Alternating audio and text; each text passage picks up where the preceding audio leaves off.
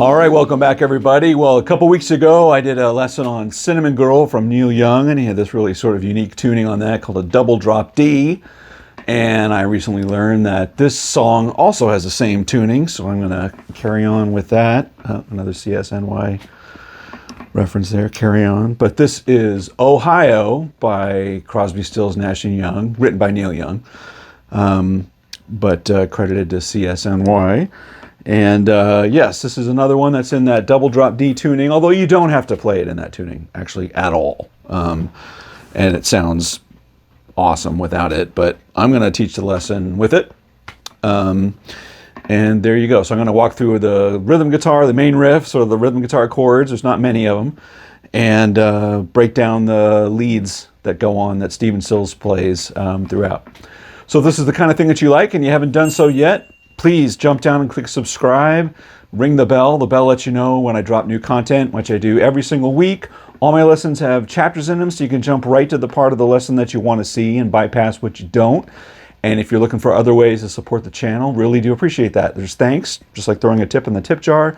Or even better, you can join my Patreon page where I've got chord charts and tabs for all the lessons I do on YouTube, just like this one. And links in the description, so check it out.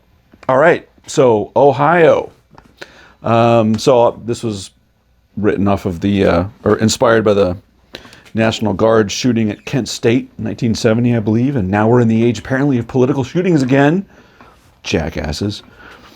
And so anyway, but want to revisit this just because it's in that tuning again, and it's sort of fresh on my mind. And okay, so drop D tuning again is just, it's a standard tune.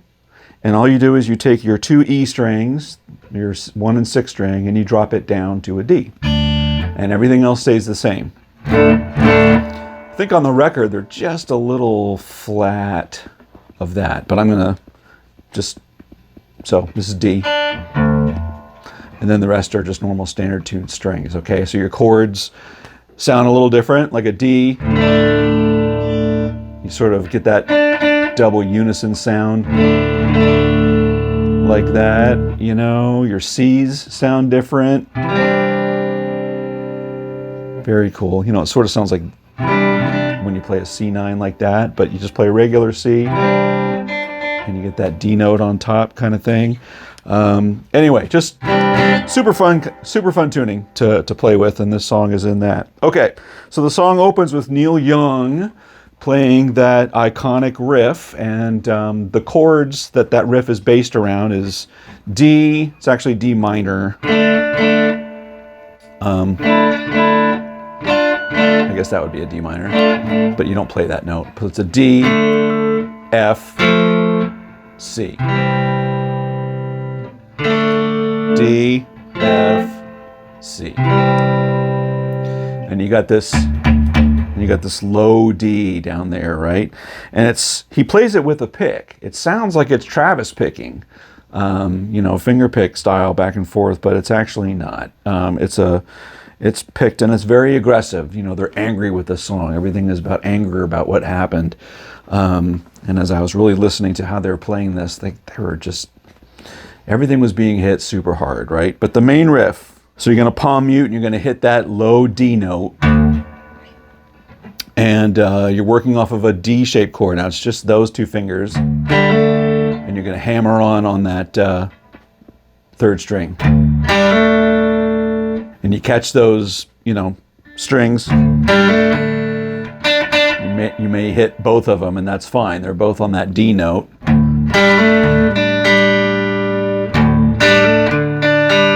So I think the bass picking with your pick is actually going to be low D, then the hammer on,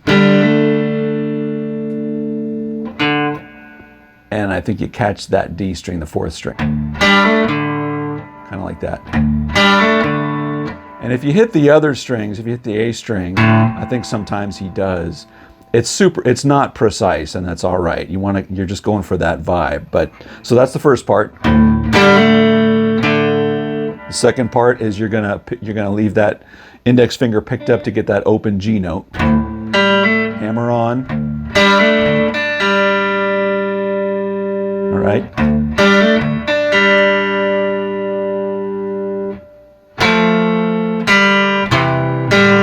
So you're making those parts of the D or the F triad. That's an F.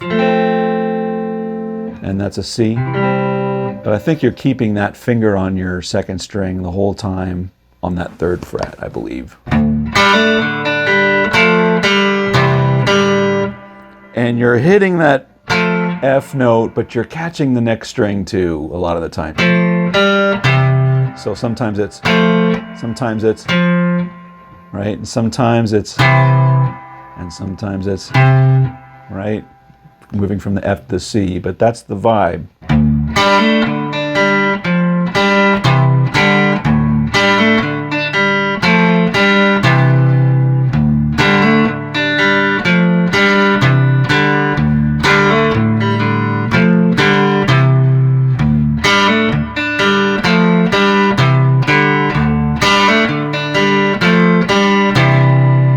You're basically going 2 times through the progression. You run through it the first time, you bounce right back into it again. At the end of the second one, you're holding on that C.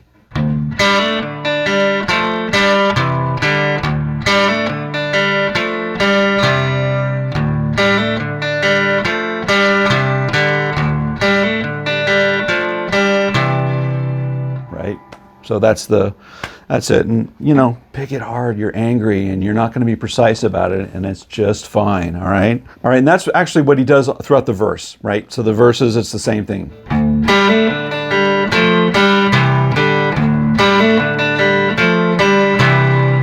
Just repeat. Then on the break is a G minor 7 to a C, then to a D, and it's actually a D major. Is what happens coming out of that. But the way you fret that G minor 7, just like Cinnamon Girl, actually Cinnamon Girl is the same, G minor 7 to C. Right? It's this fingering. And watching them play live, they just he plays a regular C cowboy chord like this. He's probably muting the 6th string though. For the C.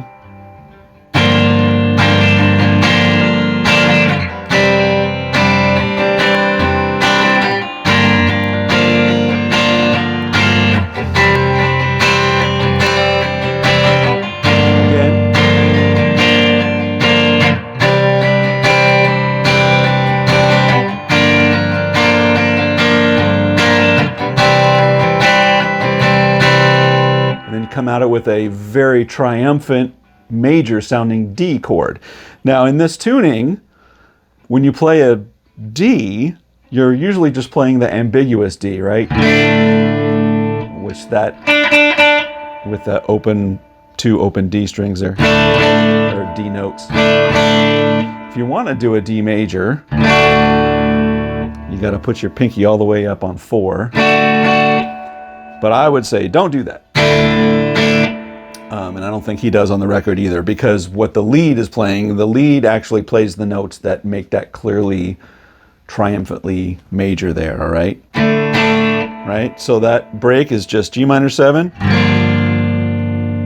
C, repeat it a few times, and then you come out of it with this D.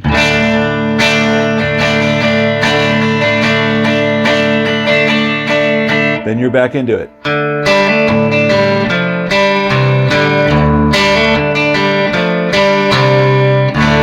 That's it for rhythm guitar. That's just what it does all day long. And I think they've got 2 or 3 different guitars that are doing versions of that kind of thing. But the sort of pseudo Travis picking thing that Neil Young's doing, I think on his Gretsch White Falcon, is that.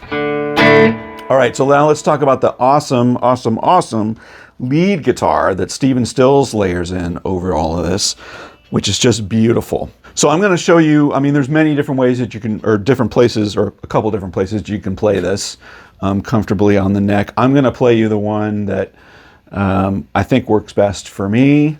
Sounds sort of most like it on the record when I'm listening hard to it. Let's start with the intro, right? So the intro is a couple times around with Neil doing his thing.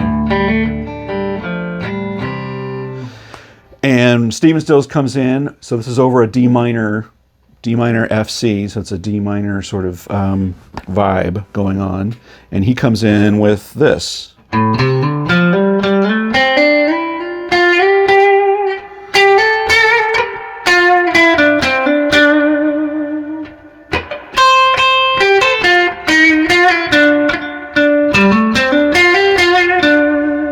And yeah, he hits that mistake note. He does hit that note in there. But yeah, but when you play that over, so that's the sort of how I think it flows best.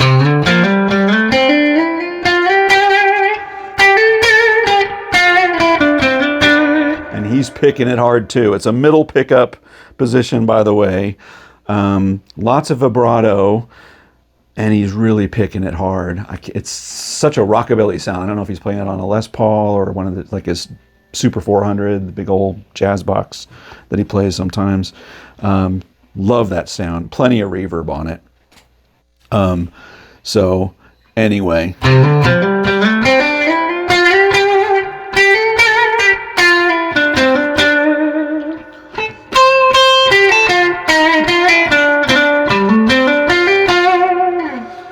All right, that's how it is. So now in context, let me I did the little Neil part on a loop. So let me click my looper and then play that little lead part against it. Here we go.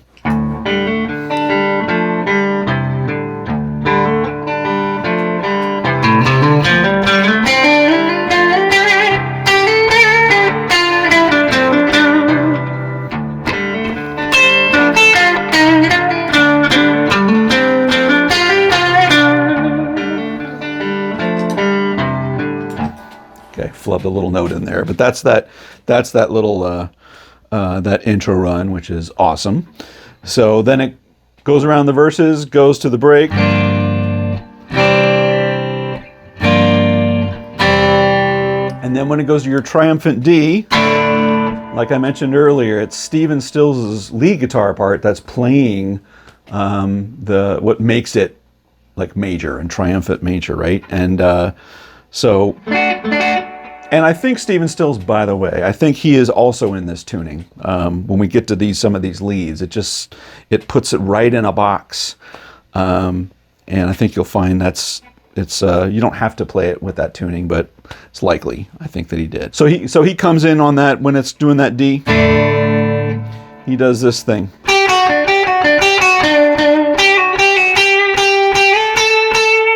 All of that is very, very major, D major.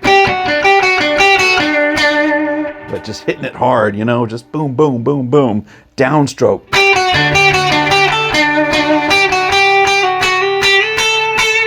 You know, if you watch the right hand on that, there's lots of sliding up and sliding down and hammer on, but he's dunk, dunk, dunk, dunk, like eighth note with your right hand.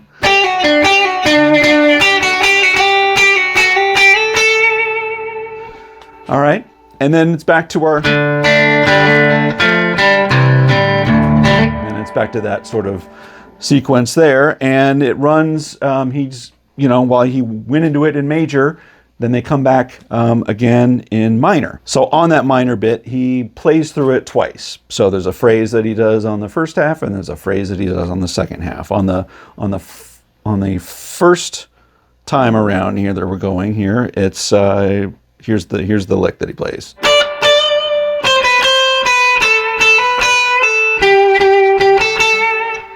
See, it's all right there. Like I'm also in this drop D tuning.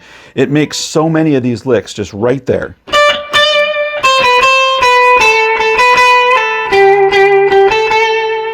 You could totally do it, in a normal standard tuning, but it's sort of funny that all of these fit so nicely, which is why I think he was in that tuning.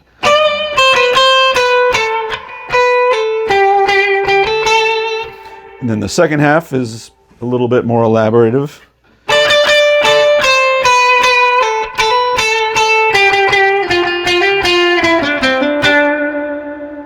Right?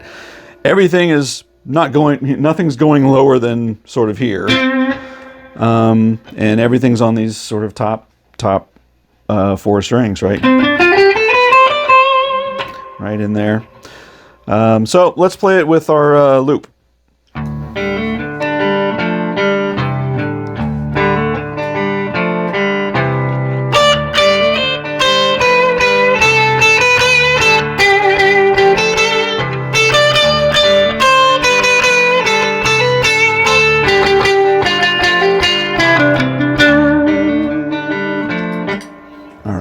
tin soldiers and Nixon's coming.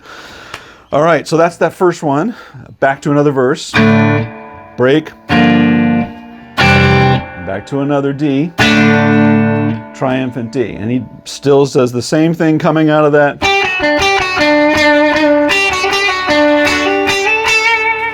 Or some variation of that. You're just nailing it on those third and second strings off of a D major scale.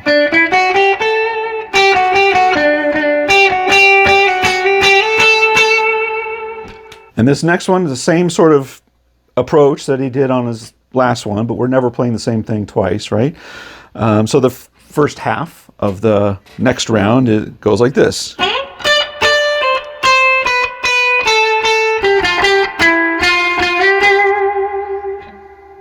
Very cool, but again, box is right there.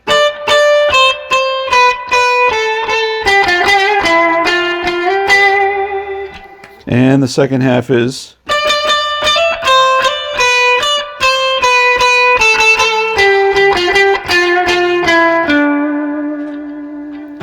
Again, ending on that sort of D minor lick there, right? So, again, you know, same approach as the first time around, but let's try it with the loop again.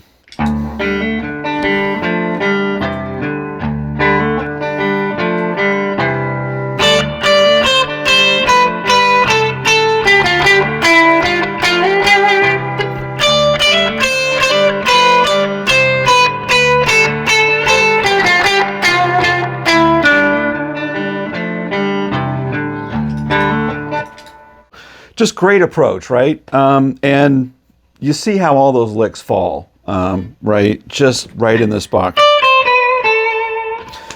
And you could play in many different ways. You could not even touch the first string.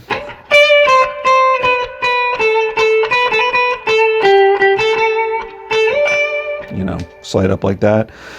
But it's just so nice to have it all right there, and that's because of that little low D there. All right, well, that was Ohio by Crosby, Stills, Nash & Young, and I hope you learned something new today. Hey, if you like this and you haven't done so yet, please subscribe and ring the bell. The bell tells you when I've dropped new content. I do that every week. Let me know in the comments what you thought about this, and if there's another song you want me to take on, let me know what that is too. And until next week, take care, everybody.